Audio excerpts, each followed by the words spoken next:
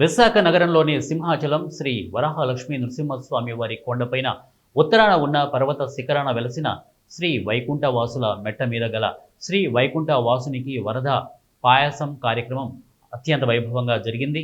ఆలయ సాంప్రదాయం ప్రకారం ఆలయ స్థానాచార్యులు డాక్టర్ టిపి రాజగోపాల్ వారి ఆధ్వర్యంలో ప్రధాన అర్చకులు శ్రీనివాసాచార్యులు, సీతారామాచార్యులు, అర్చక స్వాములు విశ్వక్షేణ పూజ, ఇక పుణ్యాహ వచనం, పంచకలశ స్థపన పూర్వక అభిషేకం, విరాట పర్వం పారాయణం, అలాగే వరుణ మంత్ర జపం అనంతరం పాయస నివేదన, తదుపరి వరద పాయాసం వైకుంఠ వాసుని వద్ద గల బండపై పోయిట అత్యంత వైభవంగా జరిగింది.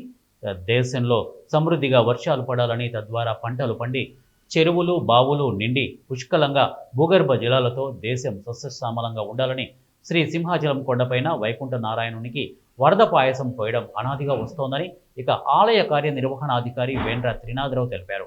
ఈ కార్యక్రమంలో ఆలయ కార్యనిర్వహణాధికారి దంపతులు, అలాగే సహాయ కార్యనిర్వహణ అధికారులు ఆనంద్ కుమార్, శ్రీనివాసరావు, పర్యవేక్షణ అధికారి రమణ తదితరులు పాల్గొన్నారు.